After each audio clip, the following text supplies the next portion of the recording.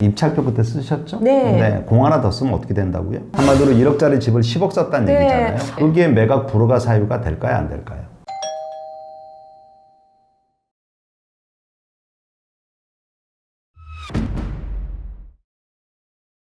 안녕하십니까. 미소 경매 TV입니다. 오늘은 매각 불허가 사유에 대해서 한번 살펴보려고 합니다. 내가 최고가 매수인이 되었는데도 낙찰을 받지 못하는 경우가 생길 수가 있는데요. 이런 경우는 어떤 사례들인지 한번 살펴보도록 하겠습니다. 매각 불허가 사유라는 게 뭔가 명확하게 명시가 되어 있을 것 같은데요.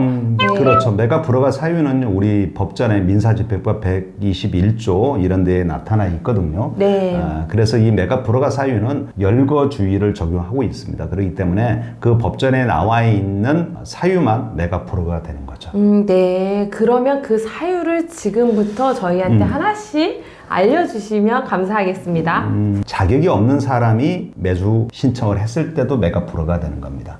이 중에 대표적인 게 뭐냐면은 우리가 농지증이라는 걸 알고 계시죠? 네. 이번에 농지를 어떤 분이 낙찰 받았다는 겁니다. 그럼 농지라는 거 항시 농지취득 자격 증명원이 있어야 되는 거거든요. 네. 그래야 그 사람이 농사를 지을 사람이구나 하면서 매각 허가가 떨어지는 건데, 그 농지증을 갖다가 매각 결정기일 사이에 제출 안 해버린다 그러면은 우리 법원에서는 매각 불허가 사유에 해당됩니다. 그래서 불허가 결정을 해버리는 거죠. 특히나 중요한 거는 농지증을 미제출함으로 인해서 매각 불허가 받으면요, 보증금도 돌려받지를 못합니다. 농지를 갖다 꼭 취득하고 싶다 그러면 사전에 농지증 발급받는데 내가 아무런 하자가 없는지에 대해서 미리 가서 띄워볼 수 있습니다.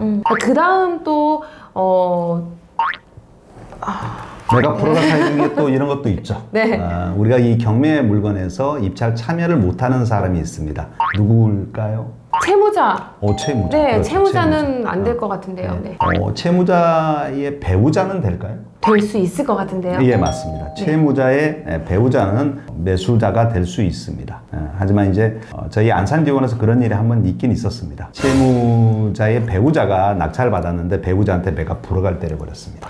그냥 우리가 최고가 매수인이 다른 제3자를 내세워서 매수한 경우에는 매각 불허가 사유 중에 하나가 됩니다. 원래 채무자가 그 채무자 이름으로 못 들어야 하니까 다른 사람을 내세워서 이렇게 했다는 거죠. 이런 경우도 결국은 어떤 매각 불허가 사유 중에 하나가 있고요. 좀 우리가 억울한 거는 뭐냐면 법원 스스로가 잘못했는데 우리가 매각 불허가 받는 게 좀 억울하죠. 그런 것들은 어떤 것들이 있을까요? 그러니까 뭐 예를 들어 송달 문제입니다. 결국 이해관계인들한테 매각 기일이나 매각 결정 기일 통지서를 반드시 해야 되는데 그 중에 어떤 분한테 송달을 안 했다는 거죠. 그럼에도 불구하고 그걸 간과해서 경매가 진행됐을 때 우리 실수는 아니지만 낙찰자 실수는 아니지만 법원의 절차상의 흥결로 인해서 매각 불허가 날 수도 있습니다.